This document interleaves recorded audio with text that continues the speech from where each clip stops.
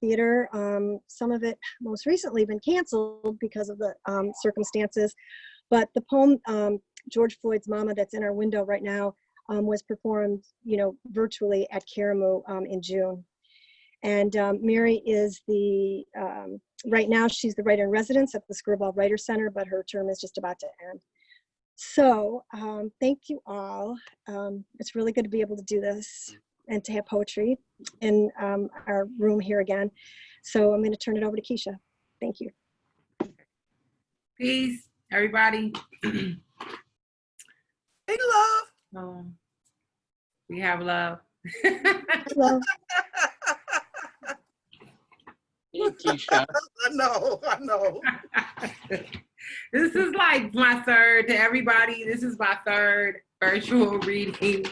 So I'm still really getting used to talking to everybody through this machine. So here's some poems. Let me start my timer. So just recently, I entered back into school and I graduate in December. Yay!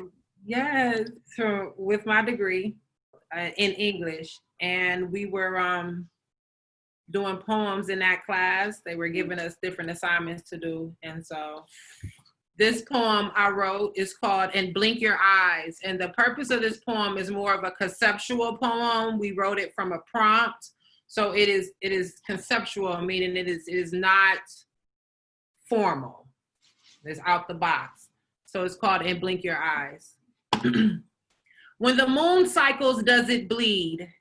These days are face masked and sanitized, covering a virus we cannot see, in haste, spending money, adding to an international debt, eyes hungry, thinking.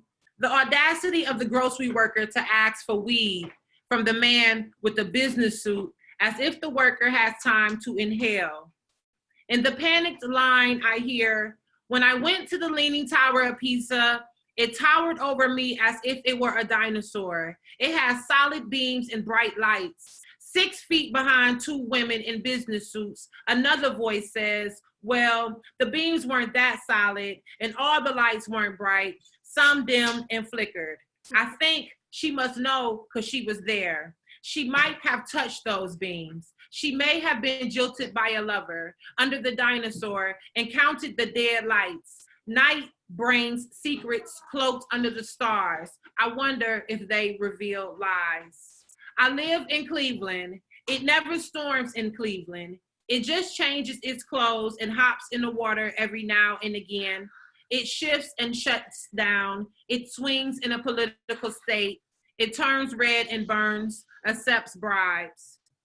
I'm running on because I am running on forms of confusion, and maybe conceptual is to dislodge flow, spring up thoughts out of nowhere, infect the eyes, blindside the people. I'm coming, hold on. I just have to get I read the wrong one, so forgive me. Okay, forgive me. I gotta get to the right one, so I'm it's coming. Okay.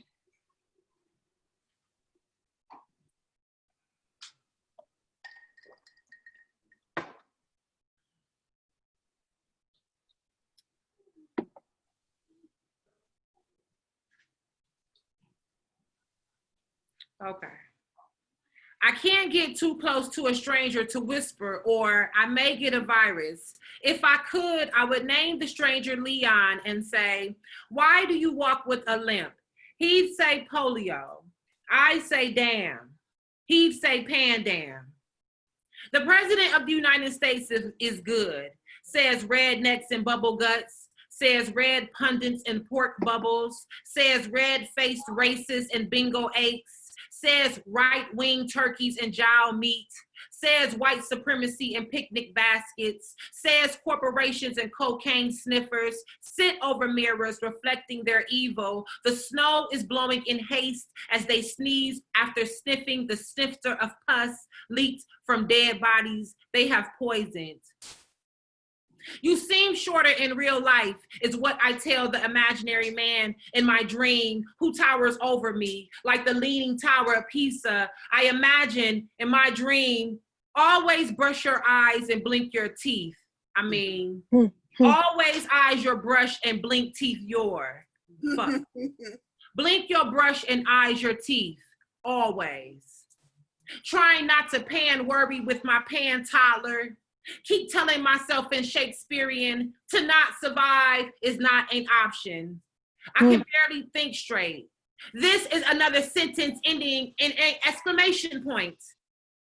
If I were to see a black bird next to a dove, struggle singing, because in a pandemic, race doesn't matter, I would look them in the eyes, be the only moving thing. Tell them, keep going, you're almost there. Mm-hmm. Yeah. Yep. Pardon the delay. Yeah. We're clapping. No, all right. That's yeah. Pardon the delay, because I had sent it to my professor and I had to get that file, so Okay. forgive that. This poem is What is in the Window, what Suzanne chose to be in the window, and this poem was written from an ekphrastic reading that I had at the Heights Arts when Damien was the poet laureate, and it was after a collage. I cannot remember the artist's name. However, her work was called The Only Moving Thing. It was a collage paper. The paper was opaque, and it was a black bird in all of this white. In chaos, the only thing moving is what doesn't speak, what sweats and keeps talking, keep it together, keep it 100, keep it positive, or the ones and twos. It takes time to learn. It takes time to unlearn. Show patience. Stop gossiping. Start learning. Put the telephone down. YouTube Cress Welsing, feed the brain. Thought never stops in sleep. It becomes a 90s punk band. Ask us to not snore. Wants to push out hates and name calling and curses. Wants the word to be in one book. It's in tens of thousands though. Meditating is praying. Washing dishes is worshiping. Tithing is buying breakfast for a friend. Giving your last 20. Believing it will come back tenfold, 10-4, tinfoil, tin Lizzie. The only moving thing in war and now is hate and supremacy. And we can't keep gasping our plans behind blank pages without italics and vegetables, part vegan, pescatarian, craving steak during cycle. The only moving thing at all times are my feet. My heart, it beats to the drums in Africa. I have love for everyone, just more for my black self, my black daughter, my black son is in the sky. Black bird sings Nina Simone. My pupils collage paper is tears. You see me sad, only moving the thing in my tongue, clicking the roof of my mouth where pyramids look rough and rude. Only the moving thing should be your heart beating, empathy clasping, loving yourself, then someone named another.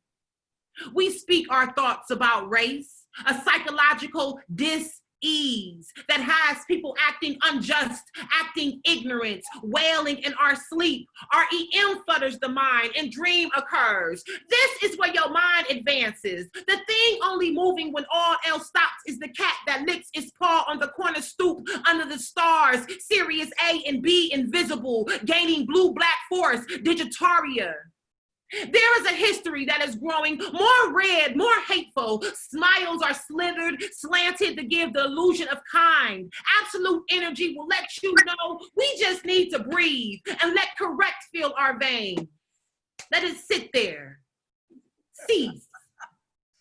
Wrap yourself around a street pole. Place your ear to the sidewalk. Let the bloody pavement serenade names. Place your palm on a tree bark. Let the nectar of black bodies drizzle fingers. In a room full of sheep and standstill people, be the voice that asks luxurious questions. Bodies suffocated with rugged answers. Allow voice to serenade the only moving thing that stands up for those that are muted by brutal, morph into the checks and balances that have disappeared with the detained children. The only moving thing that matters is time. Don't stick, Become unhinged and daring. Embody revolution. Knowledge the self. Free your dome for freedom. If you see a black bird in a frame surrounded by opaque struggle singing, because for air to breathe, because most times it cannot, please give yourself permission, I beg you, to be the only moving thing that is not full of fear. Yes. Yeah. Yes. Wow, that's so good. Mm. That's, oh, yes. Yeah, Kisha. Yeah, that's, This is a poem. When I first went back to school, I had Professor Lardner, David Lardner, Ted Lardner. He's the best. I have my last semester with him. And the first day of school, he gives us this assignment, and it's the Sestina. And I'm in class with Raja, so I look over at Raja, and Raja looks at me, and I'm like, this is easy. However, I challenged myself because the Sestina that we were to use the N words from were Elizabeth Bishop's Sestina, her 6 N words. And then I've never written it in iambic pentameter. I've always been, I'm gonna do what I want, use my own economics of words with my stanzas. And so this is the first time that I actually did it the exact way that she did it, or an artist did it, which is the same N words, iambic pentameters, 10 syllables to the point. So this is Sestina. His heart, a multi-unit foreclosed house, discipline instilled by his grandmother, memory, a disappointed child, clear window well, a dim basement, lit stove. His mind puzzles, reads Arab almanac. He gains knowledge to block his flow of tears. White told black men not to cry, dry, wet tears. Pool them in broken sink that is your house. Sweep kitchen dirt floor like your grandmother. He remembers her with hung almanac. Preserves her speech in castor pot on stove. Shelters new fears, a sad inner child. When he dreams, he is a forgotten child. When he wake, his clothes steep from bleach blue tears. Nightmares boiled on purified copper stove. They snake up the siding of his single house. Ears strained to hear the hum of his grandmother. Forecast his today, farmer's almanac. Black men's dead bodies battered almanac. Black men's dead bodies once a fun brown child. Black men's dead bodies wail for grandmother. Black men's dead bodies wilted Negro tears. Black men's dead bodies yearn to hug their house. Black men's dead bodies find warmth around stove. In the hood, when it's cold, we stand over stove. Hand cup heat translates almanac. Gives directions home, back to the poorhouse, where there is a muffled mouth, starving child, whose mother works paycheck to pay the tears. Mother repeats gate from her grandmother. Black man arrested calls his grandmother. She answers, weary, cornbread hot on stove. Tells him she adores him, stifling her wild tears, serenades to him the world almanac, points out the correct way to rear a child, says she will wait for him outside her house. He will drop stone tears, scribe the almanac, miss his grandmother, make love to her stove, show heart to his child who inherits house. Damn. Yep. Damn.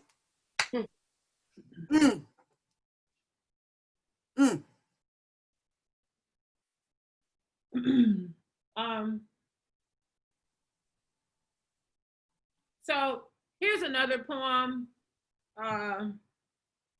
which is also was a part of this class. So,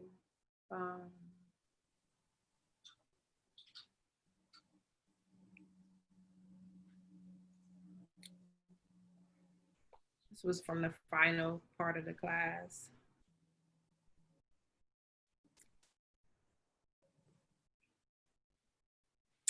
This was a response to Evie Shockley, her poem, The Way We Live.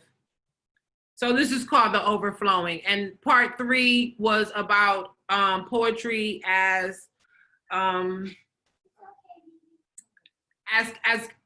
poetry as like social justice in a sense, okay? So we took it from foundation to conceptual and then like, okay, on this bigger scale. So,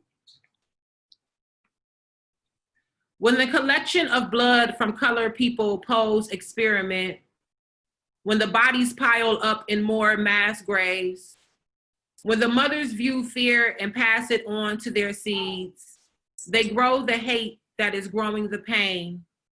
When the cries sound like screams and topple into wails, when the law of the land becomes a farmer's almanac, turns jokes into headlines, buffoon newscasters sitting on screen while the overflowing hospitals burst with COVID patients pale and ashy.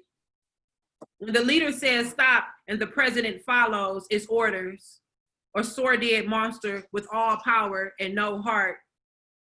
When there is your face in the mirror staring out the window, see empty streets, zombies, mean people wave back, diseased and confused, punching the sky blue with black fists. This was a poem in response to Jane Hirschfield, a poem about finding life while we shelter in place. She had just wrote this, I believe, in March, April maybe. This part is called Hands Out Give. Today, when I could do nothing, I donated. I had been scrolling social media all night, sending money to those sheltered in place. A philanthropist is an essential worker. My toddler is not an essential worker. She has a tablet, an abacus, and a princess bed, pink enough for 10 little girl elephants. I must have felt empathy for the person seeking the donation, though I am down to my last $6 in my account I gave. Jogging the times my hand was out while my mouth was closed, when embarrassment froze tears in my eyes. Cleveland weather has been bipolar as the head of state, sun with cold wind, rain with hints of heat. It does not frighten me, the future, what this economy will look like. I am moving on the fumes of fear gone. I checked my Cash App to make sure it matches what I copied. I confirm, I press pay, I give. That is essential. So I see I have a little bit under 3 minutes, and so I'm gonna finish it out. Thank you everybody for just listening to us and transitioning with us. I realized very quickly that so much of my life, 20 years of my life, has been on stage in front of people, touching people, hugging people, sharing myself physically and mentally and emotionally with people. And so this is just something new, and I miss all of you physically. And so this is completion. Okay. Means it is final. From a start came a finish, an end, a new beginning to an end. It is an accomplishment, a fulfillment, a promise to oneself to go through the mud and muck, the lies and deceit, self-hate and self-abuse. It relates to being intact. It is an answer to a question. It is endurance. Running through life, feet painting, endurance, to abide, to persist. As a mosquito to your goal, smell the blood. Search the area for the blood. Puncture the skin and suck. To outlast and outlive. A survival tactic we have to remain, to wait, to endure, to linger. In the wind, strong standing tree barks, our leaves are to sway, yet our bodies are to endure. In any season, any environment, long and slow, we must suffer while working and eagerly waiting, while in movement, motion, kindness to our person and to others. Don't Quit is a poem. It is real. Life is alive. We are tangible and impressionable upon each other. So if I see you press on, then the impression left on me is to press on. It is a cycle, a repeat, repete, redo, out the box yet on your square. We are chess pieces on a board. Strategic, our thinking and our actions must be. We must stop self-torture with our thinking. Will put us in a jail cell, put us in a box on a corner. Under the watchful eye of a fist, daily beatings, we put ourselves through. Confusing thoughts, evil thoughts, sexual thoughts, depressing thoughts, random thoughts that we have pondered over to no avail. We are dumb humans like that at times. Forgetting we are the answers to most questions, forgetting forgiveness, weeping willows, we are hunched over and rocking in the waves we are. 5 steps ahead of the game that think we know not what we know to survive. It's not easy. It's awkward, uncomfortable, itchy. We want comfort immediately. Instant gratification. Starches are to be cooked slow to retain texture and taste. Bechamel is a lemon sauce and must be created with patience and respect. Risotto has to be babysat. Our dreams have to be babysat. We must patiently nurture what we create in the mind. Stop nurturing hate and pain. Nurture one's mind for a completion. Struggling for good feels way better than struggling for bad. It is the simple things and thoughts that produce quality. We are the details in this pattern of humbling. Let ourselves be fine stitchings instead of tattered threads. Sweat and pain and fear for a positive change feels good. You are blessed when you step on faith and change. You are beloved. Blessed are those who endure, no matter the faith or what you may call God. Blessed are those who endure completion. It's a bittersweet, sweet topping. It is a savory cherry. Stand straight. Love yourselves. Pray. Right. Yeah, that's great. Thank you. That's good. Yay. Bye, love. Love get front row action. Oh, hey, Chloe. Hi, Chloe. Say hey to cousin Chloe. Girl. Hi, cousin Chloe. Okay, peace, y'all. Thanks, Kisha. That was great. Thank you. See you, Kisha. Thank you. So, Bree, are you ready down in Kentucky? He's not much on looks. He's no hero out of book. But I love him. I love him. 2 or 3 girls has he that he likes as well as me. But I love him. I don't know why I should. He isn't true. He is no good. But my man, I love him so. He'll never know. All my life is such a scare. But I don't care. When he takes me in his arms, the world is bright. All right. So what's the difference if I say I'ma go away when you know I'll be back on my knees someday for whatever my man is.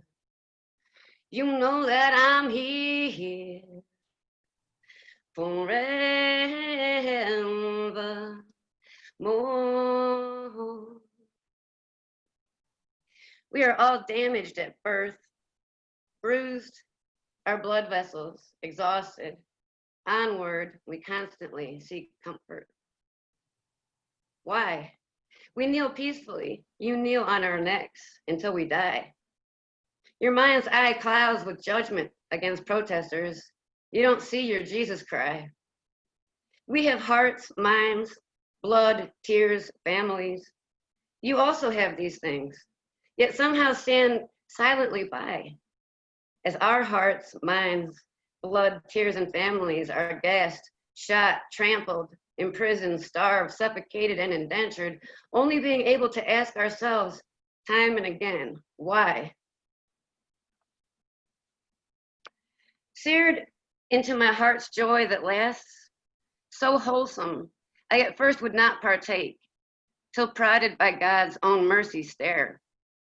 Our farmer's cream-rich, gradient blue sky, for weeks and months as open as a mouth engaged in aria, seldom went ungarnished by the wound-up cherubims, who only play in clouds resembling meringues, whipped up by sun's white, strong will, and dried in drafts born of warm, lusty thrills, like ones you gave me. And I wish it would keep. The farmer's sky condensed like damn good sentences, like that I could carry it, possessed. The what that looks down where on unending, generous plains, so unlike your feelings for me, loosed. And how different from the way the new horizon sun diffuses without pageantry, now that September's nearly taken hold. But I must adjust to the darkness and wake before the light. And despite dusk, carry on for sake of merrymaking, or that dawn would birth me new into a stinking bog with muskrats and frogs the size of muskrat eyes. For in the muck that floats in greens and whites are messages the transients paint and dew, while in a state of madness Mary knew, as thorns skewered her son's temples through. And bathing in dreck from the deep, I must seduce a cuckoo with a half-black bill. For only birds with red eyes can make from the scrawl intoxicants the wild offers in the fall. To stay the glad wide open thrall of sunny skies and veins, to operate the winter long as someone breathing life anew. Though borrowed just the one time from the roots and branches, should every winter so renew my senses.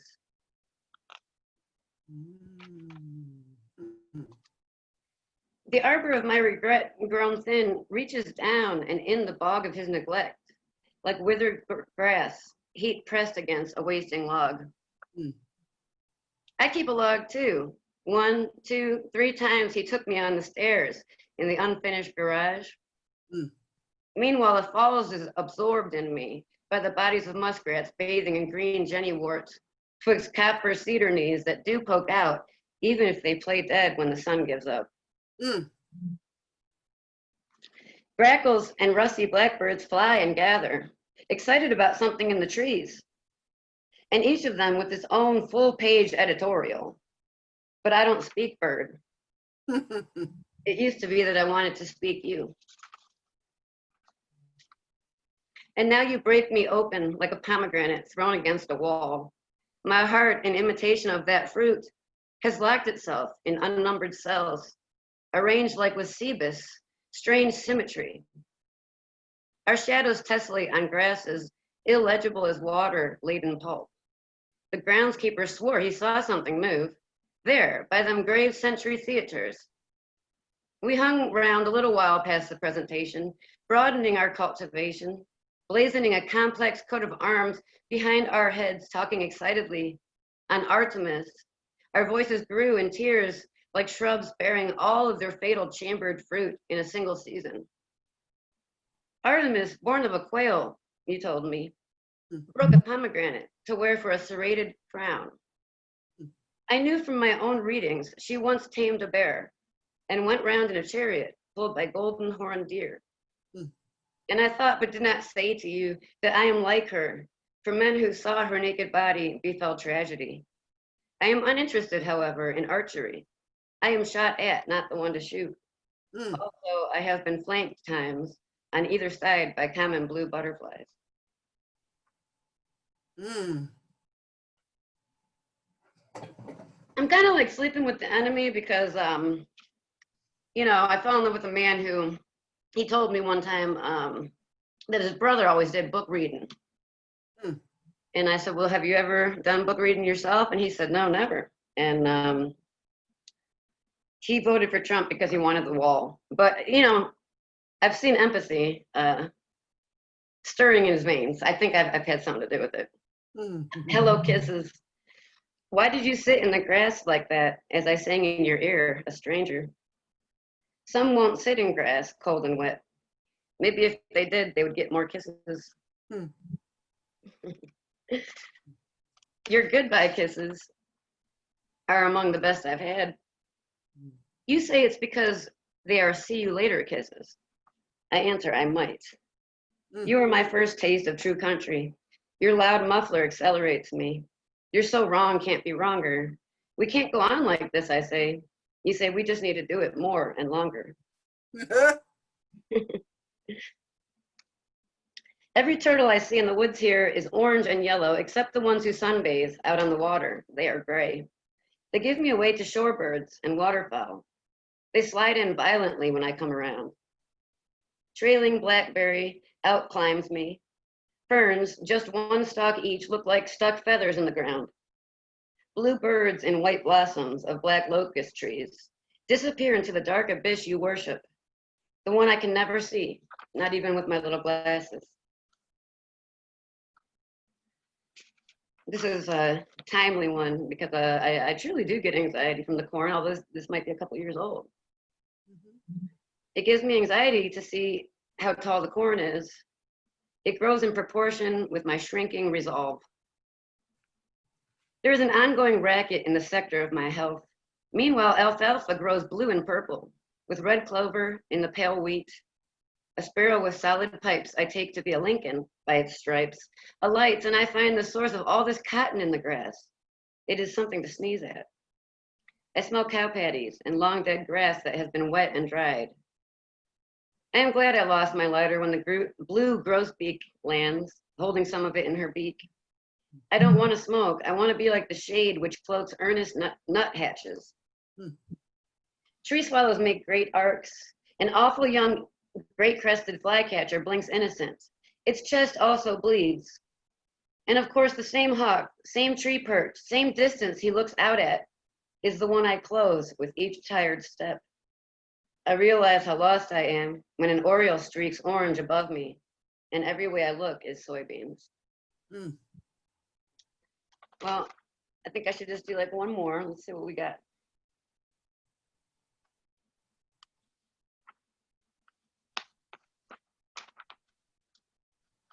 I'll do this because I think my friend might be watching. This is for Jay in Idaho. I wanted to tell my life story. I would write it on a rock, for surely it would fit snug between the mosses growing.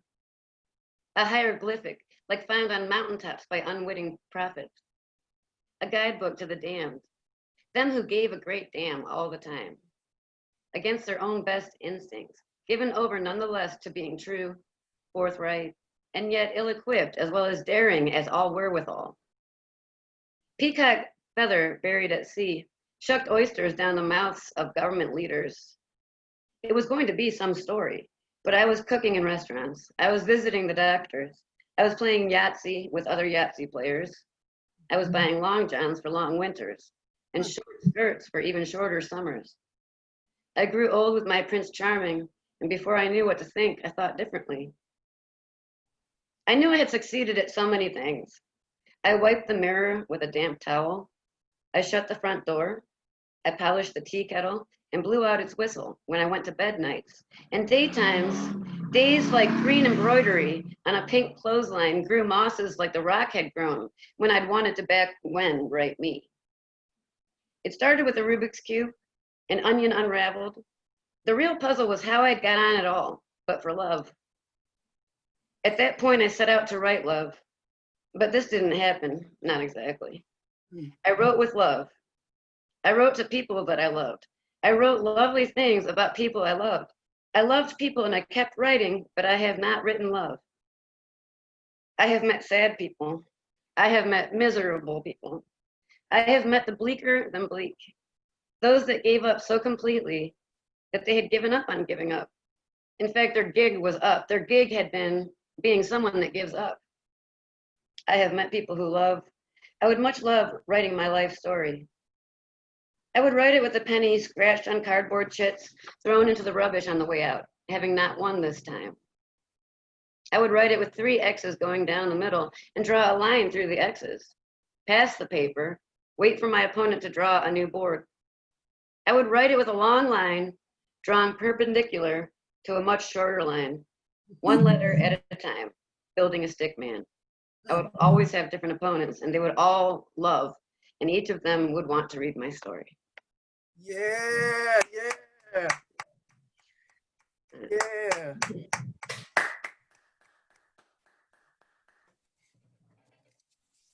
Bree, that was awesome. Okay. Thank you. So next up is Mary Weems.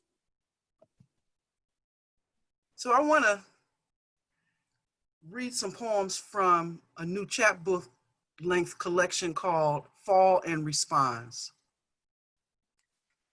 This is a quote from the film Spotlight. How do you say no to God? For an altar boy, there is no place between God and priest. Words in the Bible from same mouth that tells them to kneel, surrender, forgive themselves.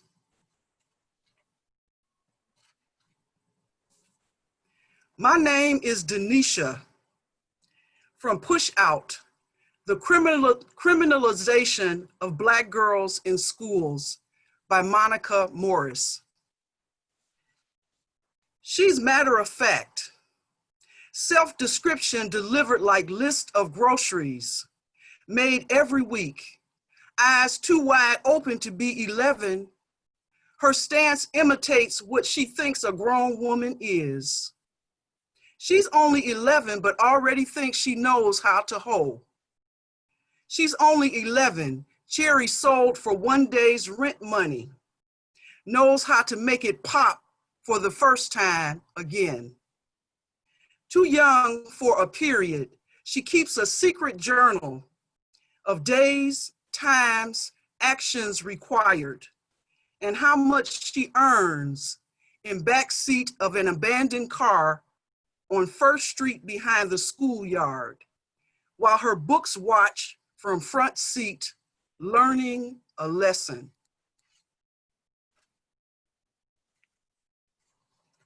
I was riding by Cleveland Heights High School one day, and this is about what I saw.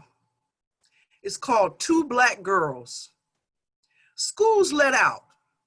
High school students like bees around bus stops on sidewalks, sharing space with adults puzzled by this energy shot that bounces like handballs into air. I'm road bound. Car moves towards yet another full day's rendezvous. Middle 50s marks my face in laugh lines that stay. I catch a glimpse of me as a teen in contemporary clothes, shoes, purses, eyes so identical for a moment, I'm lost in a hand mirror. I almost look away till they catch me. Two girls, casual as their clothes, say goodbye. Lean forward, natural as two people shaking their hands in public, and kiss. Kiss on the lips.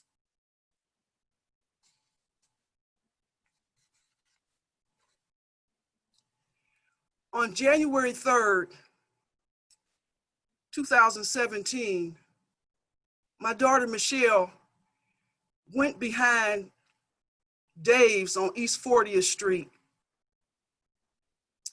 and killed herself. This is called Because I Could Not.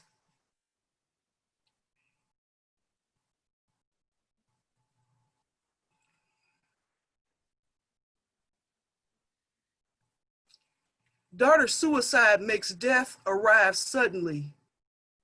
In his black cap, high-heeled shoes and mask, dagger in his waist. So when he arrives, he can offer it to me like a gift. Cut. I imagine what it was like back by the dark blue dumpster, alone as one dying breath, planned gun in her head. Feel the black circle on her temple right before.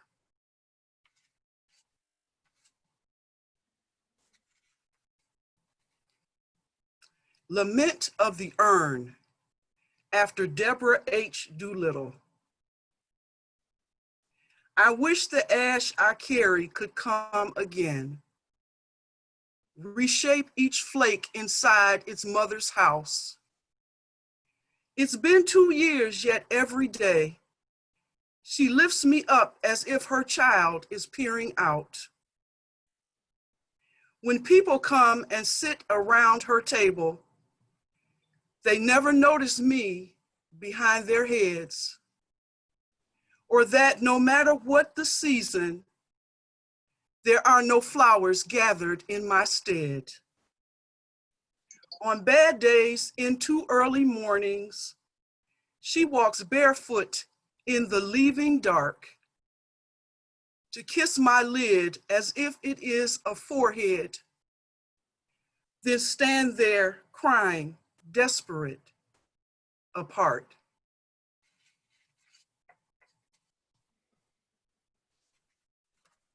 On August the 23rd, I will have been married 16 years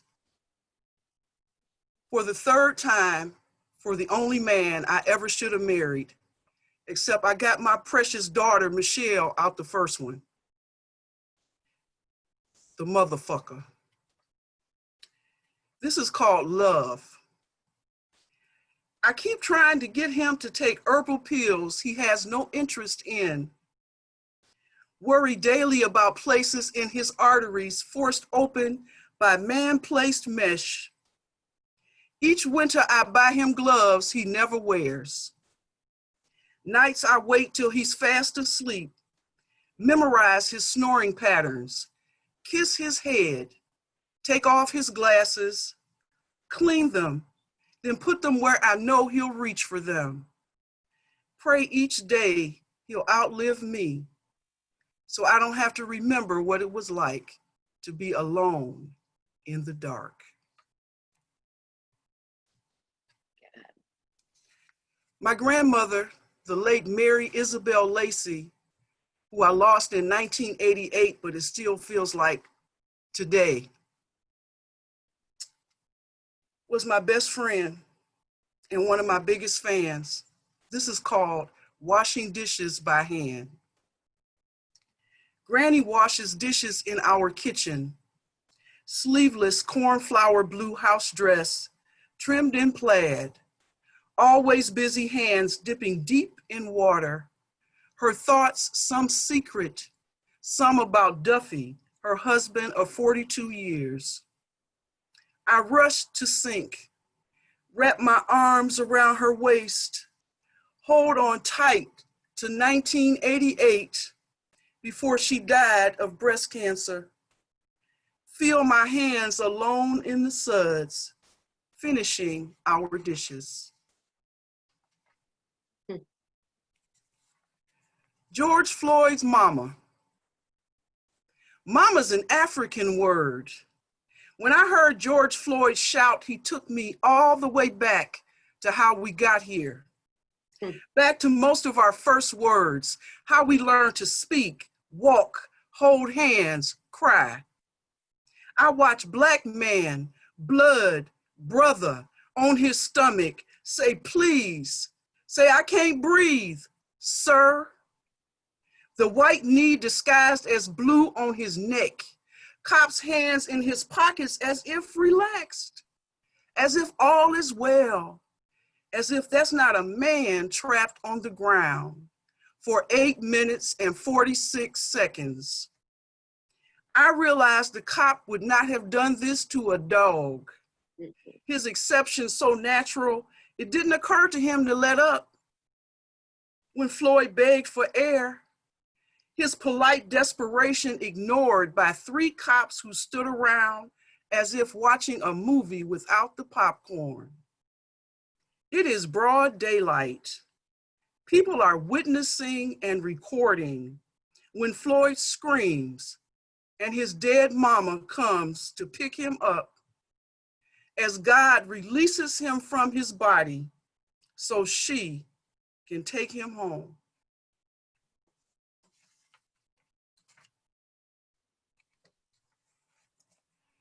Where's the beef?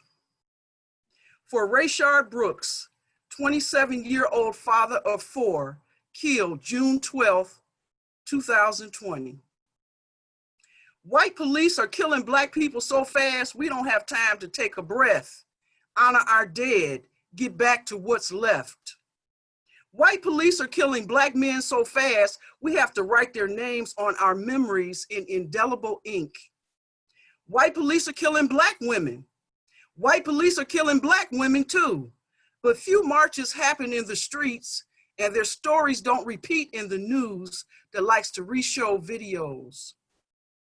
There is no video of Sandra Bland arrested for a traffic stop, hung on a garbage bag in jail, where you're supposed to be safe until you either make bail or have your day in court.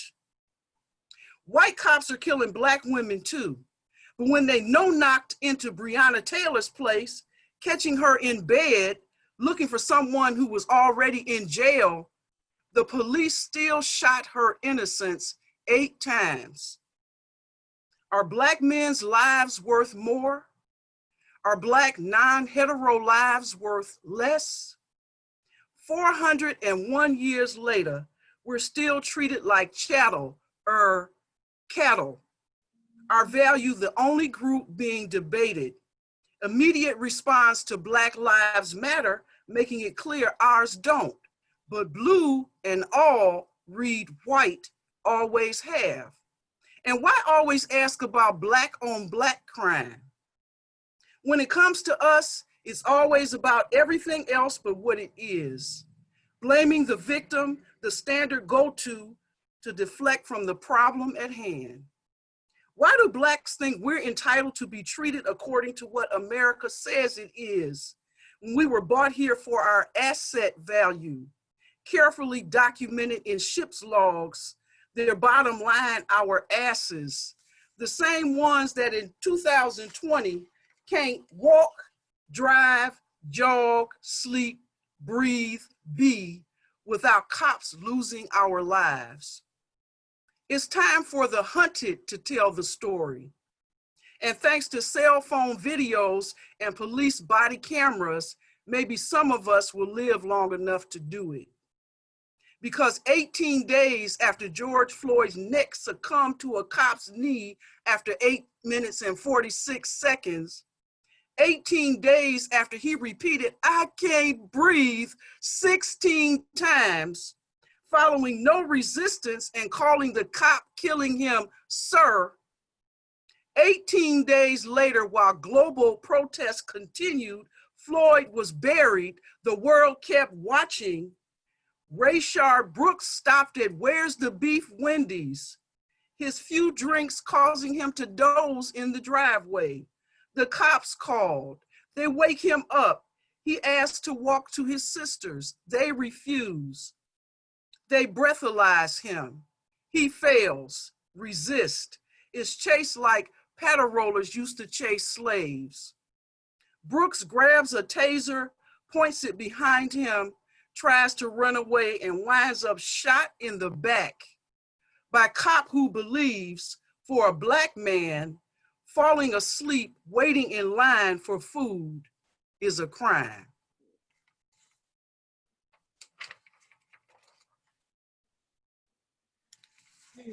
This is the first poem title I've ever written that was inspired by a posting. Someone who describes herself as Money Maya. And the line is, "I'd rather mop the ocean." I'd rather mop the ocean than listen to one more white person explain on video how they just don't understand. Then answer, "I'm not a racist," without the question. Stop that same look in both eyes from telling the truth about race while their mouth mouths something else. Be the only Black in any unapologetically all-white space. Me, the quick glance when I turn my head, excuse myself down an aisle. Stand untalked to at concession stands. Teach one more class where a student waits until I can't respond to anonymously tell me what a waste of time I was. Have another I considered a friend for years tell me they're so glad I'm no longer angry. that my poems finally do what all good poems should. And I'll end with this. It's a poem I wrote 10 years ago when I co-edited a collection of poems about, an anthology of poems about James Brown after his passing called Say It Loud. The poem is called This I Believe. I believe in the power of love. I believe in the power of love to make the mean weep, time creep in moments left to savor on the tongue like sweet. I believe in the young, mistakes made to be forgiven, that life is for fully living, that every time I hurt someone's feelings, I am diminished, made smaller than a grape seed. I believe that greed is as wrong as murder, that hate is as wrong as anything you can feel with this blank.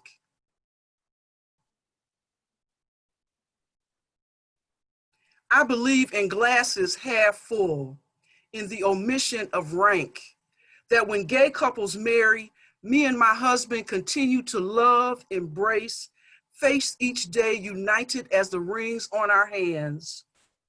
I believe this land is your land, this land is my land, to use, not to hold, that it's as sacred as birth, the last whisper of a loved one, that without it will become like the dinosaurs without the weather change. I believe that God is the God of love, love, love. That this spirit is not male, not female, but genderless, hateless. I believe we are all praying to the same being without being aware of each other's prayers. I believe that prayers should be shared, that we should all pray together all the time. I believe in the power of rhyme to give our hearts words, that words once aired move through space, time, us, to find places to be heard and ears will never see. I believe that the older I get, the less I know for certain. That when the last curtain on me closes, someone will be sad, I'm gone. Thank you.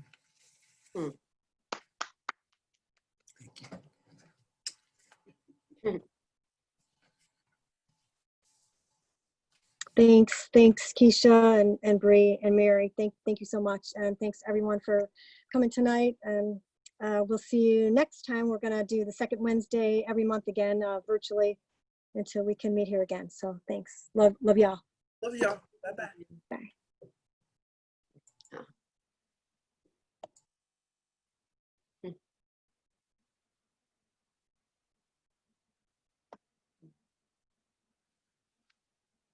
Let's see, what do you do to get out?